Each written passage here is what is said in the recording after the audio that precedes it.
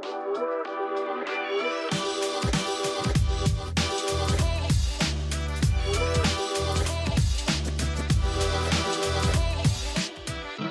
are here in studio, Gamblin and Ramblin. I'm Tim Kalinowski. He's Charlie DiSturco.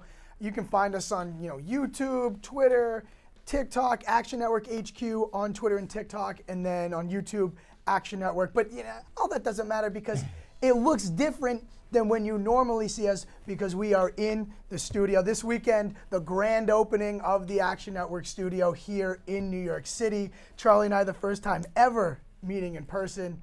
How good does it feel? Dude, it feels normal. It's weird that we're in studio, we're not over Zoom, and it feels like I've been doing this show with you for so long, even though it's been pretty much a remote type of show. But I did show you I was in studio technically. We didn't give a look in the one time ago. So you kind of cheated. Yeah, cheated a little bit. But we didn't see this whole great screen here. Look at our two little faces. I mean, it's perfect. I mean, the best part is that we got to watch this whole entire thing and all go down over this entire weekend. We got to meet everybody that we hail and discuss and always try to meet. And so I've been here. I was an intern for a year. Now I'm here full time. So it's basically about 2 years. I've probably met, I don't know, 5 or 6 people in person, maybe. And so to see you and to Sean Kerner, I never met in person. Raybon, I think I might have. Simon, sort of. But to be with these guys, it's so cool. And, Katie, Christina, my boss, Katie Rich Creek, who's awesome.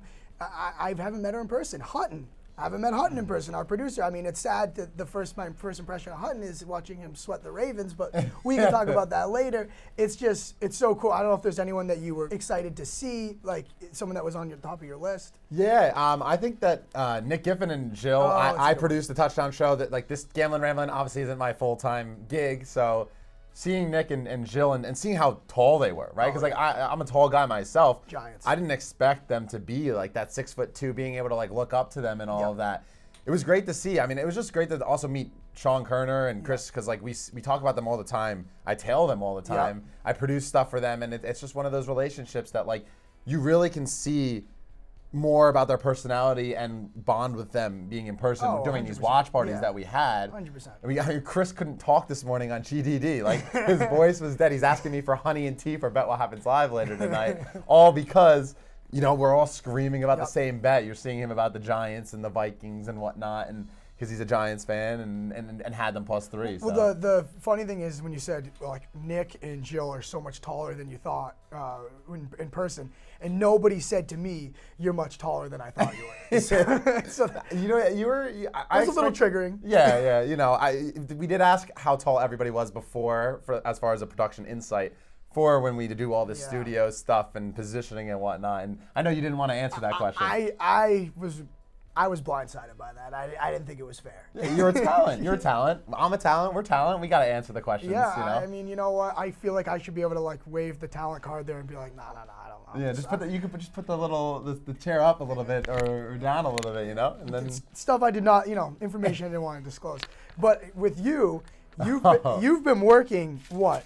You worked like a 15-hour day yesterday. I've been hanging out in the Airbnb, drinking, discussing. I get to sit there and just pick Kerner's brain, pick Raybon's brain, and with especially the guys that are coming from the West Coast, I'm drinking with them till 4 in the morning because they're like, it's still West Coast time. But you've been working like a dog, man. Your hair's messed up. You're like, oh, do I comb my hair? Do I wear? I go, nah, you're the one. You got to show that you've been working like a dog, man. You got to show everyone that you've been grinding. Yeah, it's been tough. It's been we launched the studio officially on Saturday morning. Yep. So Friday, we had to get everything in order, all the practice runs and all that for the production side of things. So from Friday at 8 a.m. before we did GDD, which we were all helping with producing, it ended up being from 8, I was about 12 hours on Saturday. And our producer Hutton also had to do a 15-hour shift that Saturday.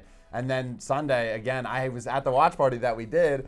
And then I had to leave and produce Bet What Happens Live with Nick and Jill. So granted, it's been great. It's been great to see everybody and work with them. I got to meet you in person. That was what I was most looking forward to. I was Sean and all of them. It's always great to meet them and get a real connection with them. But me and you doing the show together, being able to do it live is another level. And I will say, I am a little jealous that you've been able to take off, not have to do as much in the trenches as I've had to do. Yeah, it is what it is. Everyone has their roles. I guess, if I was the one that had to do the 15 hours, I wouldn't have been able to pull it together for this. So I guess, different Some strokes. of us are built different. Some of right? us are built different. You have that dog in you, but being together, like, we are learning, we tendencies from each other, just Right. like kind of picking it up. And I think it'd be a good exercise to, say, what did you think what did you learn about me that you didn't know? Because I have something for you that I didn't know. Huh. Okay, you're putting me on the spot here a little bit. Okay, I can go first. You can defer if you want. No, I'll take this one. I guess the one thing I expected you to be a very outgoing person, but I think that like the biggest thing that stuck out to me was just like how you came into this as like we all knew him as the Tim Turn, like the intern Tim Turn, and you came in and I was like, to see you actually like know everybody, like almost like you basically like knew us and acted like you knew us. Yeah. And your little quirks of like, oh, I'm not hedging on the Dolphins when you got the chance and stuff like that. It was cool to see you just like, you're just like one. I mean, it's stupid to say you're one of us, but like, it's nice to see like a young like you. I mean, I'm young too, but like seeing us all in the spotlight, seeing you. I mean, especially you, because I've been on the production side and running around. It felt like you and Sean and Chris had known each other for so long during that whole watch party, which was obviously not the case at all. Well, just a couple of mornings, just a couple late nights, early mornings. Yeah. That was the way we broke each other in, and so. But I'll say with you. Oh gosh. All day, we first meet, Tim, I can't wait to see how you doing? What's good, brother? This, and the first thing you say to me is, I'm watching here, West Virginia. I got them +5, line closed 3.5. I have CLV, this, and it's not gonna. I go, all you do is talk about CLV. No, all you do. You are painting me as a witch here, like a villain, like. Because of my CLV take. But everyone okay, for those who don't know, CLV is just if you got the closing line value. Yeah, if you got it at a good price and it closed at a you got the best of the number.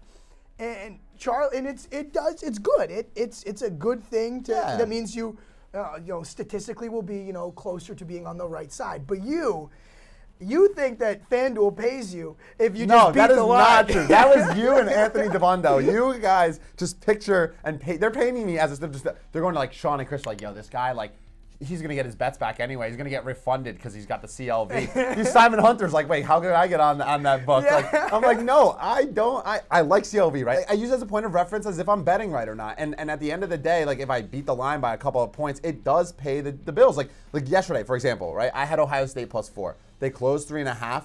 They lost by 4. They covered the entire way. It was a bad beat for them to even push.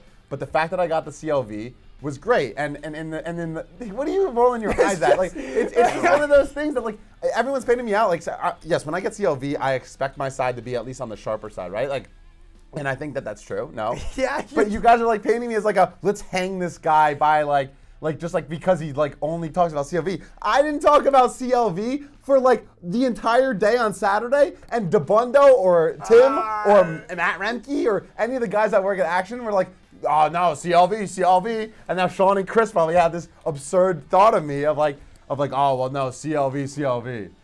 Your default, it's funny because it's like, okay, what's everyone's like, what do they do when they sweat a bet? And it's like, oh, is this someone who screams? Like, Ray Barnes and like up and down, yeah, baby.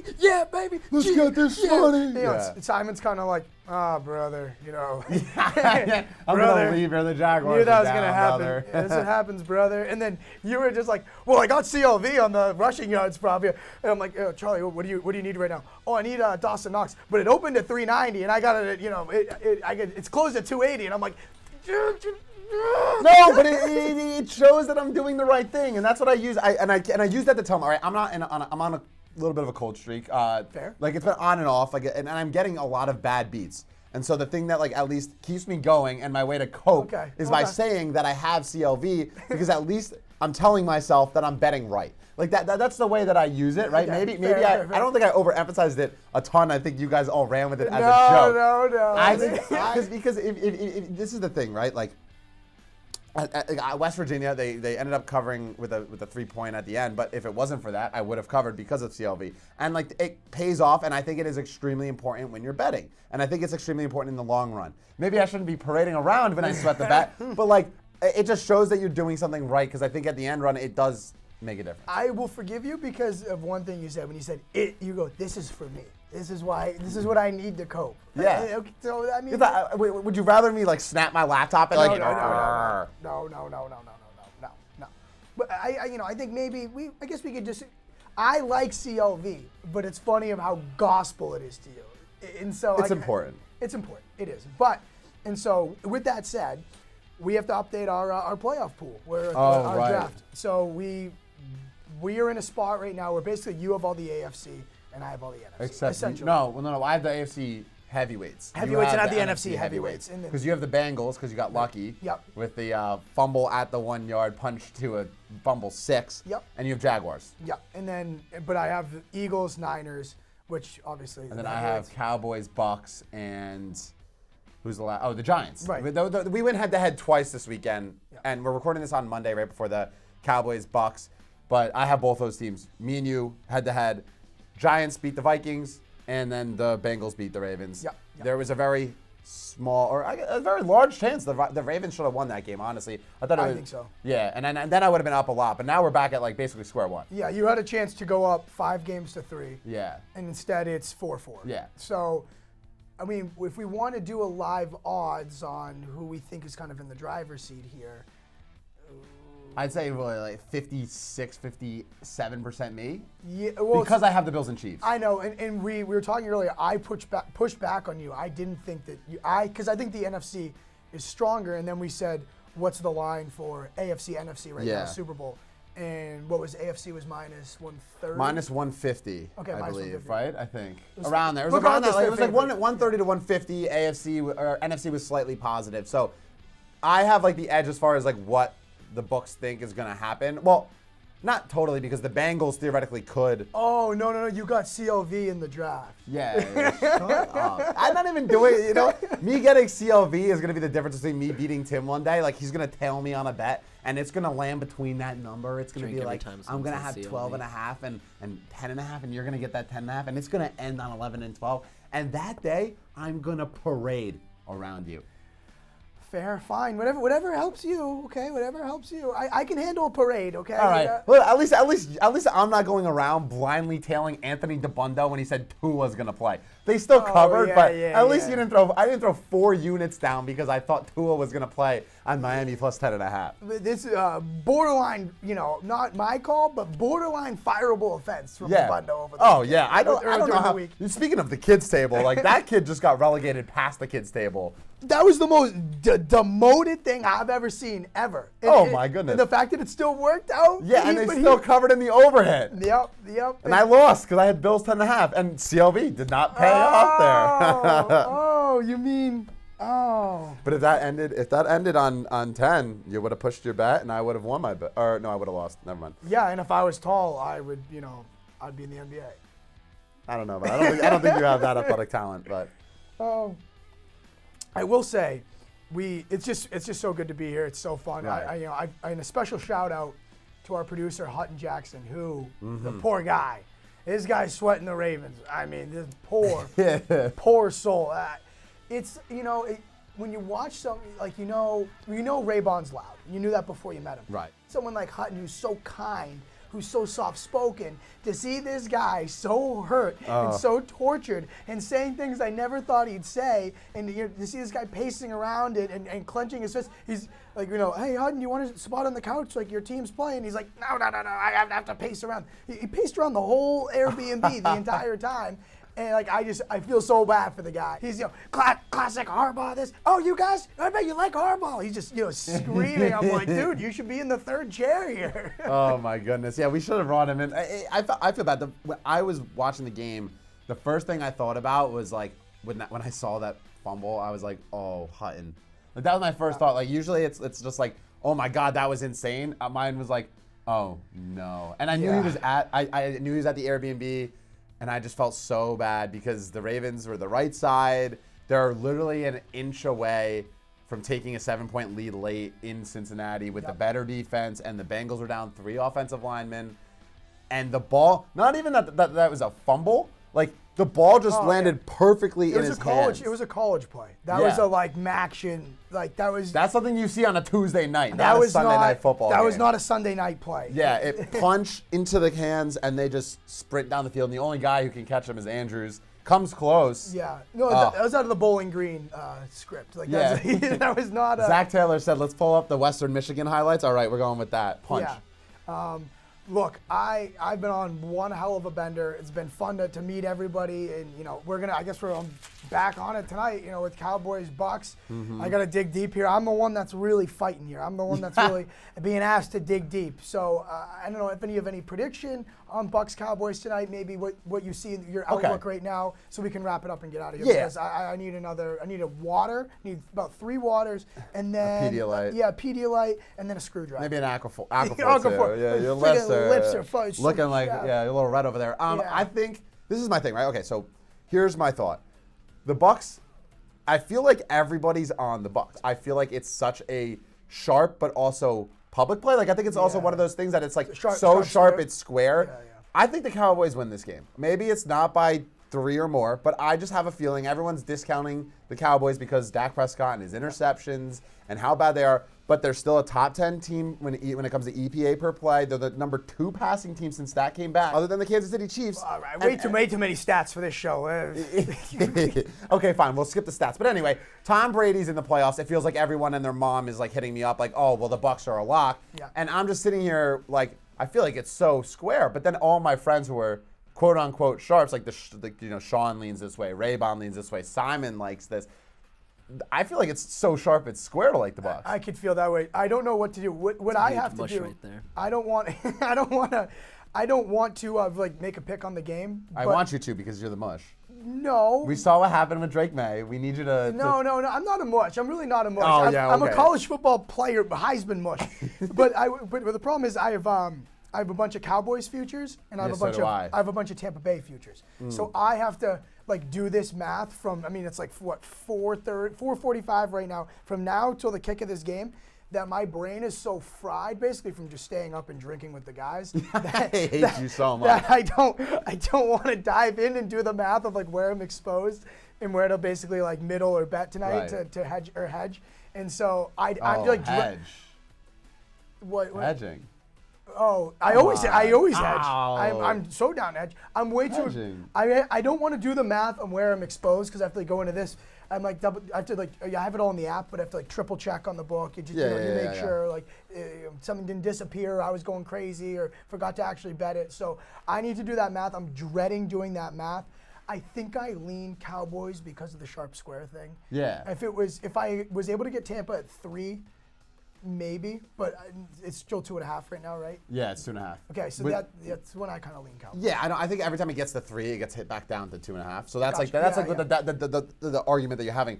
Does it probably end like 27, 24, 31, 28, like around that range? Yeah. Probably. I think it's all like that. I mean, it's hard to tell because the Cowboys are down a couple of defensive guys. Yeah. The Bucs are. They're 8 and 9 and like that, but that's why it feels so Right. sharp to Sharp be as square, 8 and 9 is there's so many angles that you could take this game. I took the over because every I want game points so badly. is going. I want points so and badly. every game has been entertaining. But my biggest fear is the way Tampa can look sometimes. Right. It's so dreadful. Yeah. So I'm just like please points. They do get Ryan Jensen back, Okay. or he's hopefully gonna back. hopefully play. Yeah, he's activated. Regardless, I don't want to sit there and be like half asleep because we're watching like Brady have to throw those outs, but with 10 defenders in his Yeah. face. So basically, you're saying, you like Brady. I want to root for Brady. Yeah. No, I know. I can tell. I can tell the Massachusetts allegiance is going. I really want to root for Brady, and so. But look, here you have both teams in our pool, so it doesn't really it doesn't have a total effect. I'm rooting for Dallas in the long run because I got the futures on Dallas, and also I think Dallas is better suited to take down Philly. any of the Or not Philly, not Philly, just San Francisco. yeah. It doesn't matter. Well, San Francisco, I forgot. but it doesn't matter to me. I would rather face Brock Purdy, and as a Cowboy. Like if I'm San Francisco, I want to face Brady because I can pretty much do my thing. You think they can really dial it up on? Yes, and on the defensive edge, like the thing about Brady is he needs to have pocket time, and I think that the San Francisco will be able to get there. I'm also just rooting for my Dallas futures. So I'm not hedging, right? Like, I'm not a gardener. You have that as your part-time on your resume. I don't Gardener, mind hedging. you're just over the legal age, and now all you're doing is telling everybody about how you're drinking with Sean Kerner and Chris Raybon. So, I mean, we're just adding on to the list. People are getting a real showing of Tim Kalinowski this weekend.